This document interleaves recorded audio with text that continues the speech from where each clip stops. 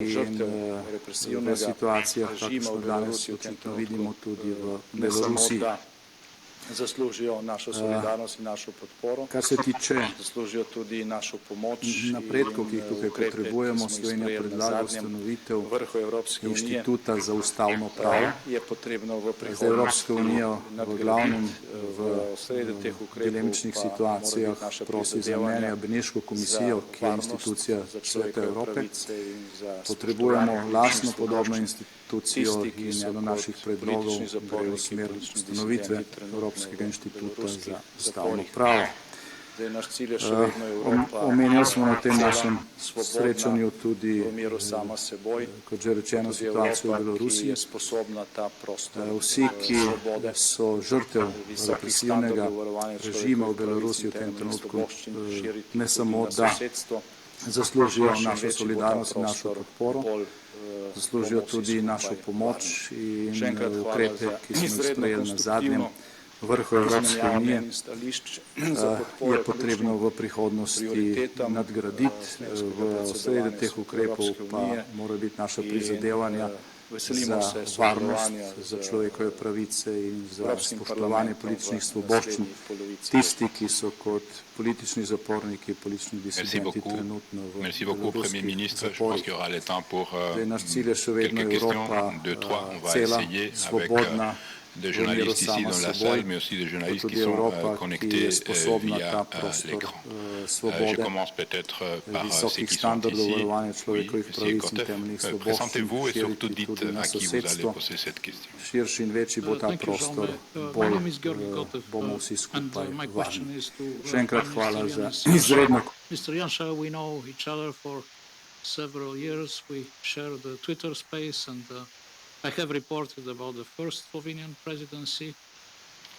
It was very successful. I wish that the second presidency would be as successful, even more successful. But there are also concerns, Mr. Janša, and I'm going to raise only one issue. Slovenia has named its two delegated prosecutors to the European Prosecutor's Office. Then Slovenia withdrew the nomination, and if I understand correctly, now a relaunch of the whole procedure is expected. This obviously is a setback for EPO, which starts on 1st June in a couple of days. And some suspect foul play from your side, even an attempt to sabotage EPO. So can you explain your position? What is your narrative? Thank you.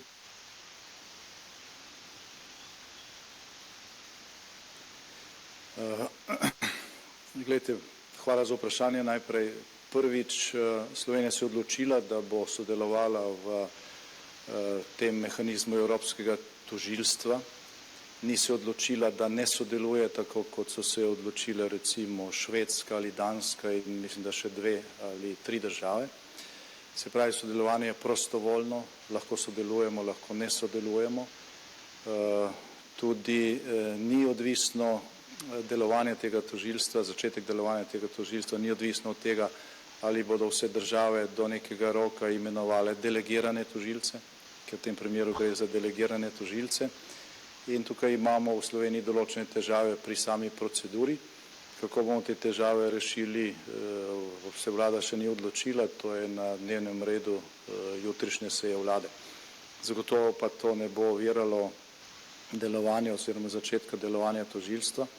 Tiste države, ki so pač vse te ljudi imenovali, lahko mirno delajo naprej, nekatere sploh ne bodo sodelovali pri tem in jaz tukaj ne vidim nobenih problemov, ki bi kakorkoli vplivali na ostale. Imamo pa mi sami probleme s tem, z proceduro. Ta procedura bo jutri preverjena in potem se bomo odločili, ali bomo postopek ponovili ali ga bomo nadaljevali. Thank you. The floor now goes to Mr. Palokaj from ANSA Media. Yes. Hello. I have a question on enlargement, two enlargements, enlargement of EU and enlargement of Schengen.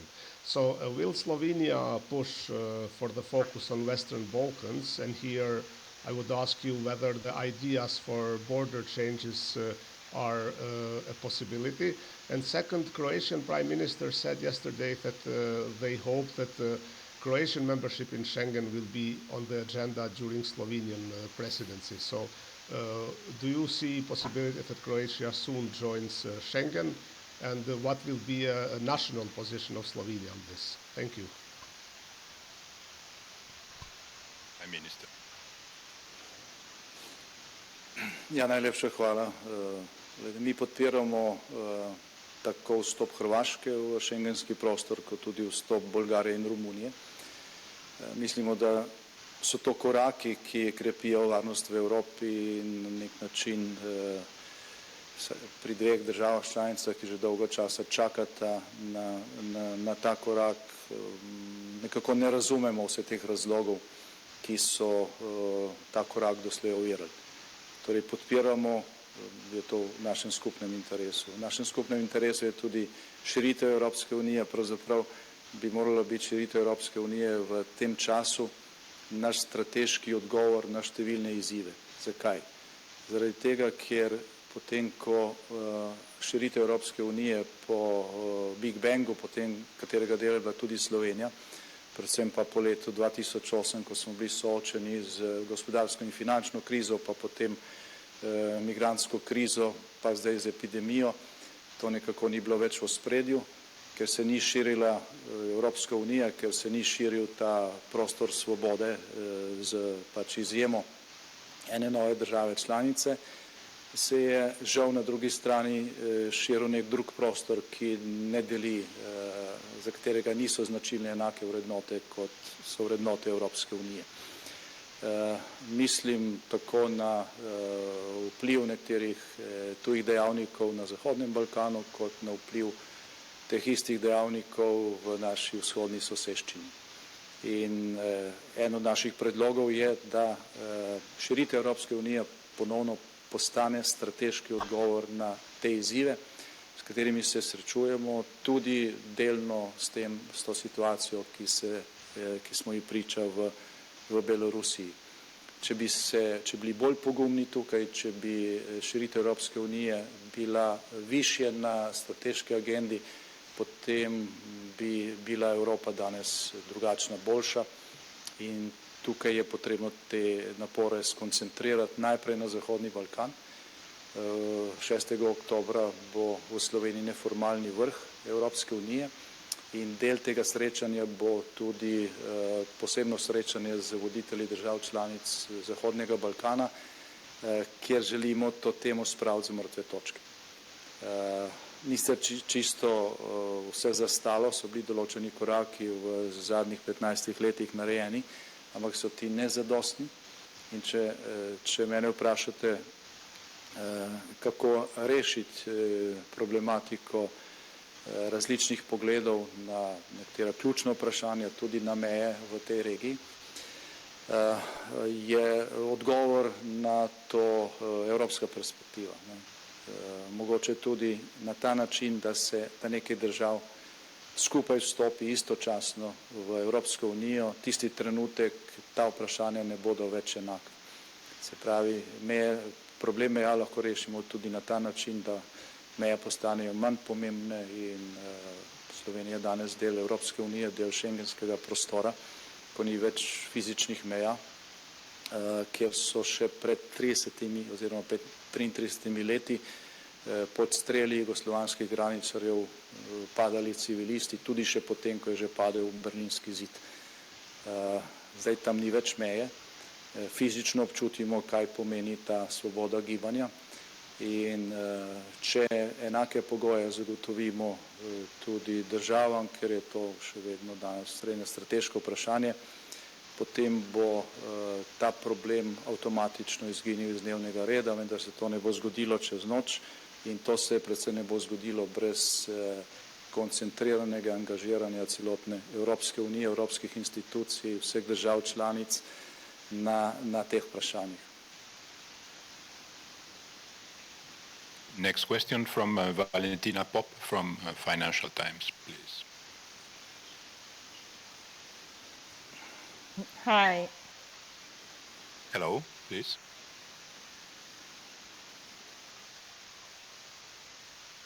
We hear you, please. You have the floor. Push the speak button. Hi. Valentina Pop with the Financial Times. Prime Minister Janša, you were explaining that there are some domestic issues relating to the nomination of prosecutors for the European Public Prosecutor's Office. Can you explain exactly what these are and when you expect to make the actual appointments? And also, a question on the US election results. Do you still consider that Donald Trump has won? Thank you.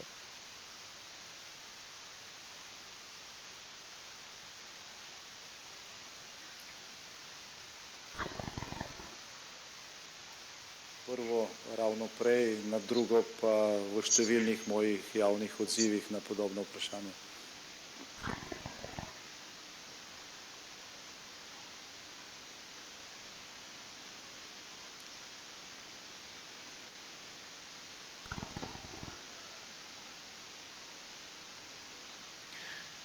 From the National Press Agency, Simona Gremek.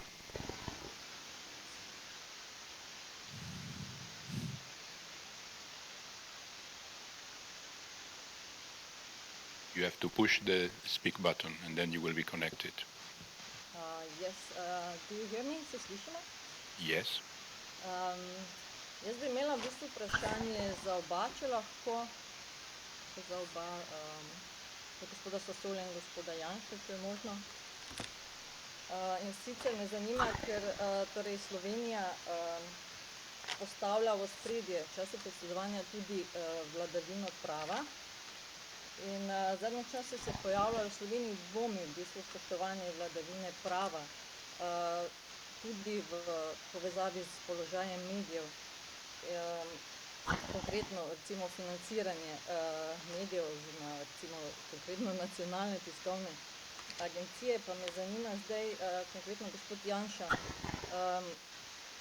kako bo vlada v bistvu zdaj reševala to težavo financiranja medijev oziroma Slovenske tiskovne agencije. Nedavno je Evropska komisarka Jourova ponovno pozvala k rešitvi tega problema. Za gospoda Sasolja pa kako v bistvu on vidi tole položaj oziroma spoštovanje vladavine prava v Sloveniji. Hvala lepa. Prime Minister, please.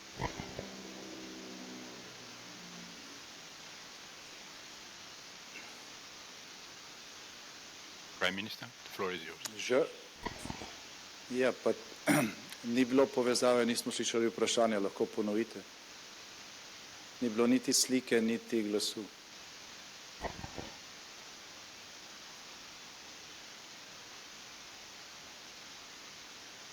Can you please repeat the question, Mrs. Germek, but very, very shortly, please, briefly. Se slišimo še enkrat? Sí. Ja, se slišimo, se opravičujem. We can hear you here in the press room, but not in Ljubljana, I'm afraid. Se slišimo? Okay, we will try again. Maybe Federica Bianchi from L'Espresso.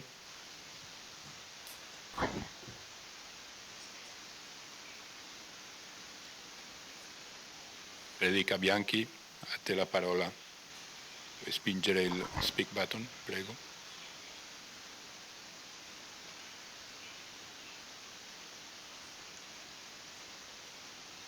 Prendiamo una domanda dall'aula, dunque. Prego. Yes, please. Tijn Seré, correspondent for the Dutch Radio 1. Prime Minister, I have a question about the White Panther. You wrote a book with this title. You also were planning to make the White Panther a sort of a gadget during your presidency to give out to diplomats, other leaders. What is exactly your obsession with this White Panther?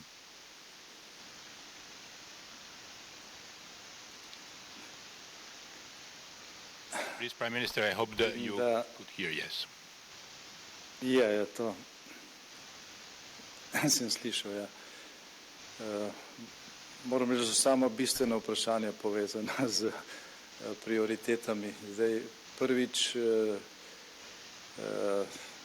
napisal sem knjigo, roman, fikcijo, ki ima del tega imena v naslov. Kar se tiče pa neke značke, ki je pač eden od pinov za obeležbo v času slovenskega predsedovanja, pa je ta natančno takšna, kot je bila leta 2008. To je pač del slovenske zgodovine ali pa ozemlja, na katerem je danes Slovenija, in vsaka država, ko gre za te simbole, pač izbira tudi simbole iz svoje zgodovine, kot že rečeno. So enaki, kot smo jih uporabljali leta 2008, takrat ni noben opazil. Zdaj pa je to naenkrat postala tema in me izjemno preseneča, da je to vprašanje tukaj postavljeno, ker je popolnoma nepomembno in če že hočete, ne gre za belega, gre za črnega panterja. Thank you. And maybe the last question, still from the room, please.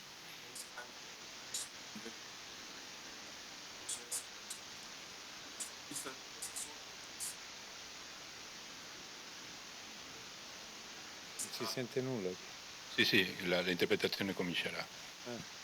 Ok. Ja, za vas, gospod Sasoli, samo ker na vprašanje kolegice z Slovenske tiskovne agencije niste odgovorili oziroma niste mogli odgovoriti, zadeva financiranja STA. Kaj vi mislite o tem? Ko vidite položaj medijev v Sloveniji, veliko očitkov, tudi v samem Evropskem parlamentu je bila ena ali dve razpravi že o tem, tudi glede imenovanja evropskih tožilcev, kakšno težo pripisujete temu, ali to res samo neka proceduralna ovira, ali to resna težava v kontekstu EU. Hvala. Guardi, c'è stata una discussione, anche domande tra i presidenti dei gruppi e il primo ministro. Sulla vicenda del finanziamento il primo ministro ha dato delle spiegazioni relative ai meccanismi di finanziamento di quella emittente. Naturalmente per noi il tema della libertà di stampa, come sapete, è un tema clou, un tema importante, sempre prioritario in tutti gli esami che noi facciamo dei singoli paesi, e questo naturalmente varrà sempre. Sul meccanismo specifico il primo ministro ha fornito delle spiegazioni ai presidenti dei gruppi che sono quelle che voi conoscete. Grazie. Mr. Prime Minister, would you like to conclude the press conference?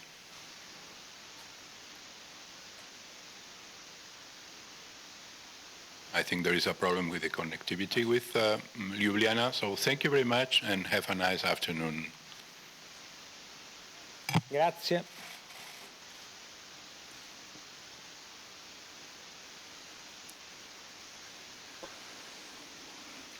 Tokrat smo jih slišali, smo se prehitro. Kaj pa je bilo to narobe? Oni so se